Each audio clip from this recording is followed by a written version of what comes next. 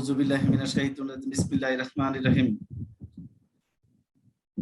শহীদ Ziaur Rahman degree কলেজের পক্ষ থেকে অনলাইন ক্লাসে আমি মোহাম্মদ হারুন রশিদ তোমাদের সকলকে শুভেচ্ছা জানিয়ে শুরু করছি আজকের ক্লাস।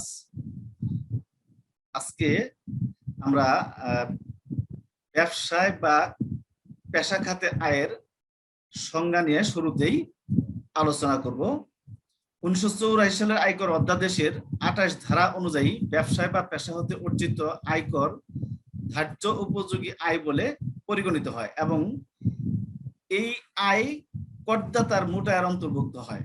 করদাতা নিজে কিংবা তার নিয়োগপ্রাপ্ত প্রতিনিধি কর্তৃক পরিচালিত ব্যবসায় বা পেশা থেকে প্রাপ্ত লাভ বা মুনাফাকে ব্যবসায় বা পেশা খাতে আয় বলে। 1984 সালের আয়কর অধ্যাদেশের 28(1) ধারা অনুসারে নিম্নলিখিত আয়সমূহকে ব্যবসায় বা পেশা খাতে আয় হিসেবে বিবেচনা করা হয়। করদাতা বা প্রতিনিধি কর্তৃক পরিচালিত ব্যবসায় বা পেশা খাতে পেশা হতে প্রাপ্ত লাভ বা মুনাফা, পেশাদার সংঘের সদস্যদের সেবা কার্যের জন্য প্রাপ্ত আয়, ব্যবসায় বা পেশা কার্য হতে উদ্ভূত সুবিধার মূল্য। অত্র অধ্যাদেশের 19-15 ধারায় বর্ণিত ক্ষতি, কুঋণ অথবা খরচ যা ফেরত পেয়েছে এবং তামাদি ব্যবসায় দায় যা প্রদান করা হয়নি। ব্যবসায় ব্যবহৃত দালান, কলকবজা ও যন্ত্রপাতি আয় বছরে বিক্রয় করা হলে এবং বিক্রিত মূল্য রাষ্ট্রীয় মূল্য অপেক্ষা বেশি হলে অতিরিক্ত অঙ্ক যা সম্পত্তির ক্রয় মূল্য এবং রাষ্ট্রীয় মূল্যের পার্থক্য বেশি হবে না। ধারা 19-16 ব্যবসায় ব্যবহৃত বীমাকৃত যন্ত্রপাতির বীমা ক্ষতিপূরণ বাবদ প্রাপ্ত অর্থ রাষ্ট্রীয় মূল্যের বেশি হলে অতিরিক্ত অর্থ। ধারা 19-18 এবার ব্যবসায় বা পেশা খাতে অনুমোদনযোগ্য খরচসমূহ। এই খরচগুলো তোমাদের অবশ্যই মুখস্থ করতে হবে। ব্যবসায় বা পেশা খাতে অনুমোদনযোগ্য খরচসমূহ, কারণ এই অনুমোদনযোগ্য খরচসমূহ আমাদের কি করতে হয়, বাদ দিতে হয়। আমার যত টাকা আয় হবে সেখান থেকে অনুমোদনযোগ্য খরচ বাদ দিতে হবে। আবার কিছু কিছু খরচ আছে অননুমোদনযোগ্য, সেগুলো আবার কি করতে হয়, যোগ করতে হয়। এবার এই ব্যবসায় বা পেশা খাতে আয়ের জন্য যে আমি তোমাদের জন্য সামনে তুলে ধরেছি, নিচের ছবিগুলো দেখো ও চিন্তা করো। এখানে পেশা সম্পর্কিত আমি তথ্য দিয়েছি। একজন ডাক্তার, সে রোগী দেখে, সে সেবা দিয়ে থাকে, এটা তার পেশা, একজন ডাক্তারের পেশা, একজন উকিল বা ইঞ্জিনিয়ার। এই যে আবার বৃত্তি আছে, এই যে নৃত্যশিল্পী, এরা যে এই নৃত্য করে যে অর্থ উপার্জন করতেছে সেটার আমরা কি বলে থাকি, বৃত্তি।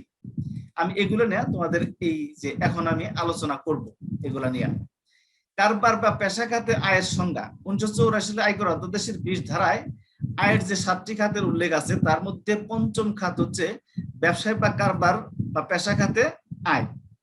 আয় বর্ষে করদাতার ব্যবসায় বা পেশা খাতে যে আয় অর্জিত বা প্রাপ্ত হয় তা আয়কর অধ্যাদেশের 28 ধারা অনুসারে ব্যবসায় বা পেশা খাতে করযোগ্য আয়।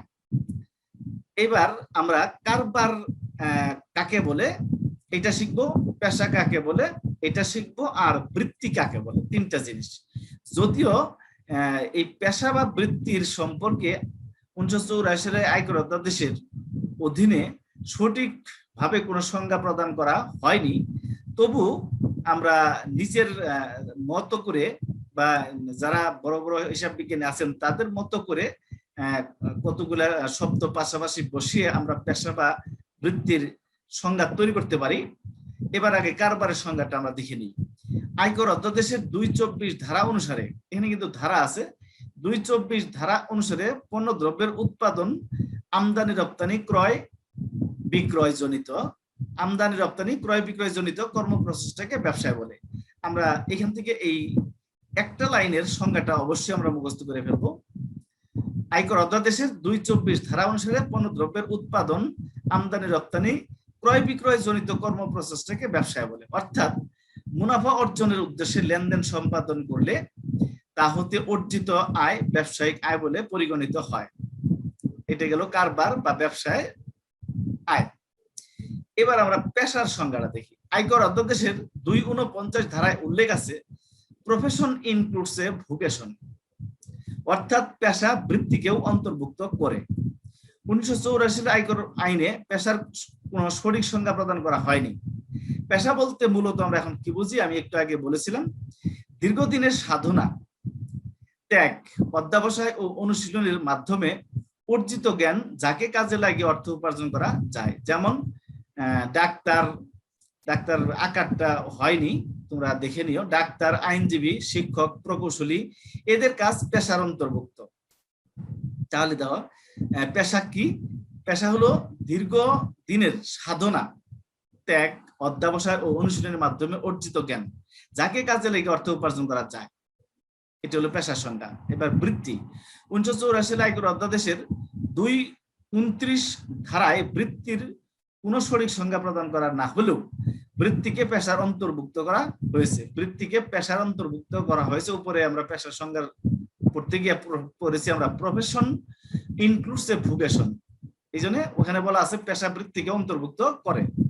মৌলিক গুণ ব্যবহার করে জীবিকা অর্জন করাই বৃত্তি। মৌলিক গুণ, মানুষের মধ্যে যে মৌলিক গুণগুলো আছে সেই গুণগুলো ব্যবহার করে যে অর্থ উপার্জন করে মানুষ বা জীবিকা অর্জন করাই বৃত্তি। যেমন গায়ক, নৃত্যশিল্পী, এদের কাজ বৃত্তির অন্তর্ভুক্ত।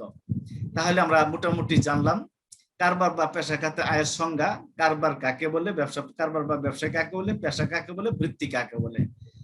এবার আমরা নেক্সট যাব, যেহেতু সবকিছু মোটামুটি কারবার বা পেশা শিখলাম, এবার কারবারের একটা লাভ লোকসান হিসাবে সব দেওয়া আছে জনাব তুহিন মুরলের। জনাব তুহিন মুরলের 2019-20 আয় বর্ষে নিম্ন প্রদত্ত লাভ লোকসান হিসাব থেকে 2020-2021 কর নির্ধারণী বর্ষে ব্যবসায় খাতে আয় নির্ণয় করতে বলছে। জনাব তুহিন মুরলের লাভ লোকসান হিসাব 2020 সালের 30 জুন সমাপ্ত বছরের জন্য প্রস্তুত একটা লাভ লোকসান হিসাব দেওয়া আছে। এখানে ডেবিট এবং ক্রেডিট অর্থাৎ বাম এবং ডান পাশে বেশ কিছু আইটেম আছে। বাম পাশের আইটেমগুলো হলো আমার খরচ, ডান পাশের আইটেমগুলো হলো আমার আয়। এখানে সবগুলো আয় আমার অনুমোদনযোগ্য আয় না, আবার সবগুলো আয় আমার অনুমোদনযোগ্য আয় না, দুটোই আছে এর মধ্যে।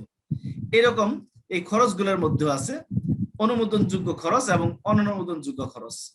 সেম এই পাশে আছে অনুমোদনযোগ্য আয়, অনুমোদনযোগ্য আয়, অর্থাৎ কিছু কিছু আবার এর মধ্যে আছে অকারবারি আয়ও আছে। একটা কারবার হতে পরিচালনা করে অর্থ উপার্জন করা, আর একটা কারবার বহির্ভূত অর্থ উপার্জন করা। আরো এই যে আরো অনেকগুলো আইটেম রয়েছে ডান পাশে বাম পাশে।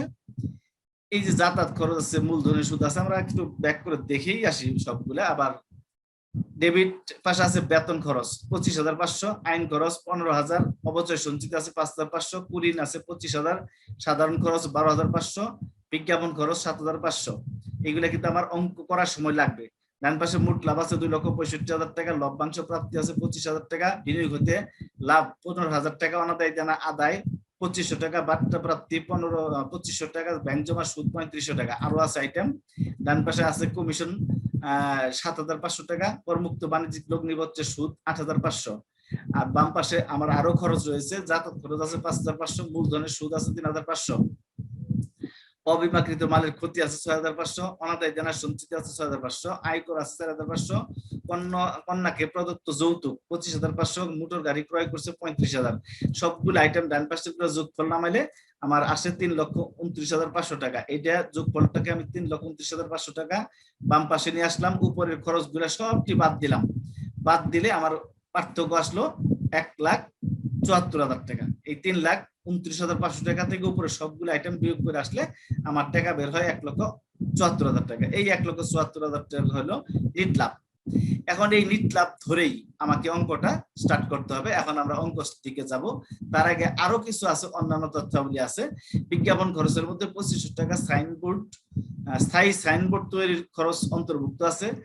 2 নাম্বার আছে সাধারণ খরচের মধ্যে নতুন আসবাবপত্র ক্রয় 2500 টাকা অন্তর্ভুক্ত আছে। তাছাড়া সাধারণ খরচের মধ্যে কোনো কর্মচারীকে জন্মদিনে প্রদত্ত উপহার বাবদ 2500 টাকা অন্তর্ভুক্ত আছে।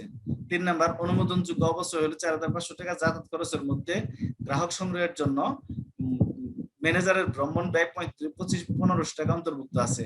আইন খরচের মধ্যে দুর্ঘটনার জন্য কোম্পানির মোটর গাড়ির চালকের ধার্যকৃত জরিমানা 3500 টাকা অন্তর্ভুক্ত আছে। এবার আমার কর বসে জনাব হাসান না, তো সরি, আমার ওই যে নামটা উপরে লেখা আছে তার খাতে মোট আয় নির্ণয় করতে হবে। এবার আমরা জনাব তুহিন মুরলের আয় বর্ষ এত, কর বর্ষ এত, ব্যবসায় খাতে মোট আয় নির্ণয় বিবরণী। আমরা এই ব্যবসায় খাতে আয় ধারা 28, 29 ও 30 এটা অলওয়েজ লিখতে হবে। এর নিচে নিট লাভ, লাভ লোকসান হিসাব অনুযায়ী আমরা নিট লাভ দেখলাম 1,74,000 টাকা আছে, বেরিয়েছে একটু আগের অঙ্কে ছকে দেখে আসছি। এর সঙ্গে আমার যোগ করতে হবে অনুমোদনযোগ্য খরচ সমূহ, অর্থাৎ এই নিট লাভের সাথে আমার যেগুলো অনুমোদনযোগ্য খরচ হিসেবে আমরা বিয়োগ করেছি সেগুলো ঠিক করেছি, কিন্তু যেগুলো অনুমোদনযোগ্য খরচ হিসেবে বিয়োগ করেছি সেগুলো আমরা ভুল করেছিলাম। এখন আমার কি করতে হবে, এই আইটেমটি উল্টা যোগ করতে হবে। এবার অনুমোদনযোগ্য খরচ সমূহ আমি যোগ করব। এর মধ্যে আছে দেখো, আইন খরচ 3,500 টাকা, অবচয় সঞ্চিতি 5,500 টাকা, আসবাবপত্র ক্রয় 3,500 টাকা। আরো আছে দেখো অপর পৃষ্ঠায়, জন্মদিনের উপহার আছে এই দেখো 2,500 টাকা, মূলধনের সুদ 3,500 টাকা, অনাদায়ী পাওনা সঞ্চিতি 6,500 টাকা, বিজ্ঞাপন খরচ 2,500 টাকা, কন্যাকে প্রদত্ত যৌতুক 25,500 টাকা, মোটর গাড়ি ক্রয় বাবদ আছে 35,000 টাকা, আয়কর আছে 4,500 টাকা। এই সবগুলার যোগফল 92,500 টাকা। এই 92,500 টাকা আমার ওই যে নিট লাভ বের করা আছে, নিট লাভ বের করা আছে কত, 1,74,000 টাকা। এই টাকার সাথে আমার যোগ করলে 2,66,500 টাকা আসে। এই 2,66,500 টাকা থেকে বাদ অনুমোদনযোগ্য অবচয়, অর্থাৎ এটা বাদ দিয়ে আমাকে নিট লাভটা বের করতে হবে। এই জন্য এটা বাদ পড়ছিল থেকে আমার অনুমোদনযোগ্য অবচয় 4,500 টাকা বাদ দিতে হবে। বাদ দিলে 2,62,000 টাকা আসলো আমার মোট আয়। এর সাথে আমার কি করতে হবে, বাদ দিতে হবে অকারবারি আয় সমূহ। আমার কোন কোন আইটেম গুলো অকারবারি আয় সমূহ আছে দেখো, লভ্যাংশ প্রাপ্তি একটা আইটেম আছে ডাকের মধ্যে, ব্যাংক জমা সুদ আছে 3,500, আর বিনিয়োগ বিক্রয় হতে লাভ আছে 15,000 টাকা, করমুক্ত বাণিজ্যিক লগ্নিপত্র সুদ আছে 8,500 টাকা। এই 52,000 টাকা আছে আমার অকারবারি আয় সমূহ। এই 52,000 টাকা আমার যোগ করলে ব্যবসায় হতে আয় বের হলো আমার কত টাকা, 2,10,000 টাকা। অর্থাৎ ব্যবসায়িক আয় বা কারবার বা পেশা খাতে আয় বের হলো আমার 2,10,000 টাকা। এখন কথা হলো অকারবারি আয় সমূহ আমরা বাদ দিলাম, আবার আমার যোগ করতে হবে অকারবারি আয় সমূহ, কারণ এই আয়গুলা যোগ করা, এই টাকাগুলো ঠিক এই টাকাগুলোই যোগ করাটা আমার ঠিক হয়নি, কারণ এই টাকাগুলোর মধ্যে একটু ঝামেলা আছে। এই যে প্রথম একটা দুইটা আইটেম আলোচনা করলে ক্লিয়ার হয়ে যাবে। যোগ অকারবারি আয় সমূহ, ওই প্রথম আইটেমে আমরা লিখতে পারি লভ্যাংশ প্রাপ্তি, প্রত্যেকটি আসবে। এই যে লভ্যাংশ প্রাপ্তি, এটা আমি এখানে শেষ করে দিই। এই 25,000 টাকার লভ্যাংশ আমি যখন এখানে পেয়েছি 25,000 টাকা লভ্যাংশ প্রাপ্তি, সাধারণত আমরা 90% পেয়ে থাকি। লভ্যাংশ যা হয় যেখান থেকে আমরা পেয়ে থাকি সেখান থেকে আমাদের 10% কেটে রেখে দেয়, 90% আমাদেরকে দেয়। তাহলে এই 25,000 টাকা আমার 90% টাকা।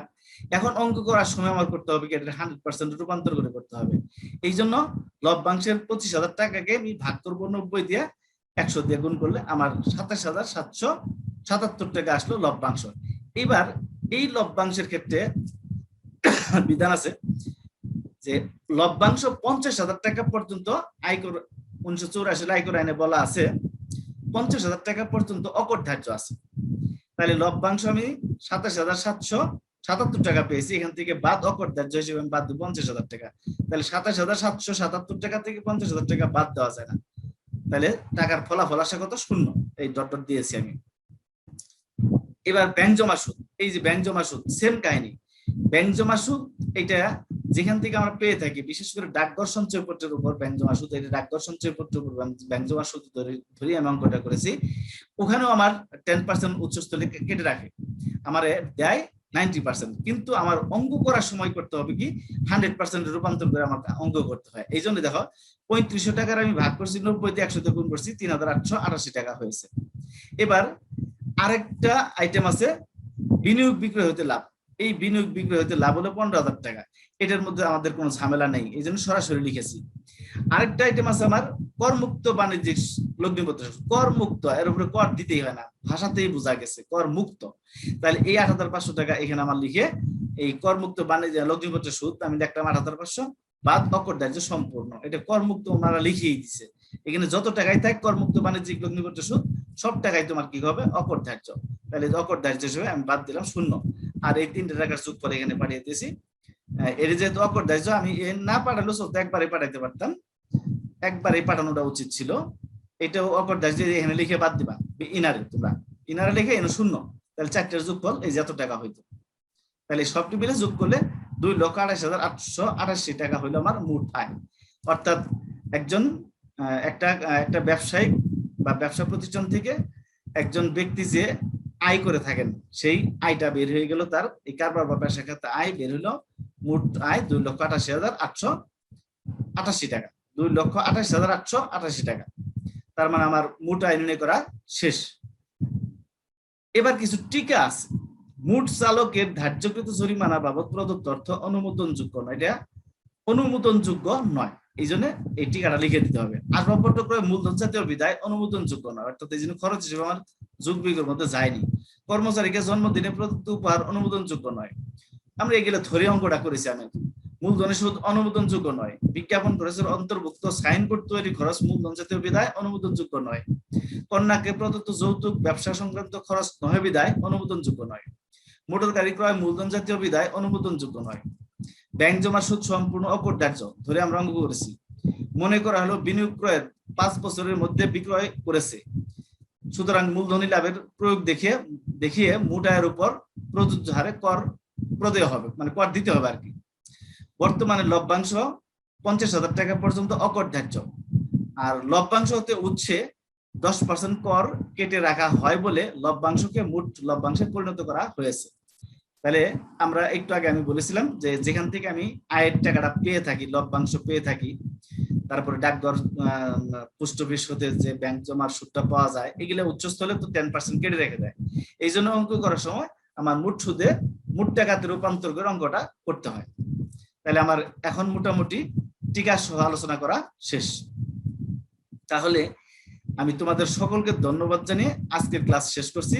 আল্লাহ হাফিজ।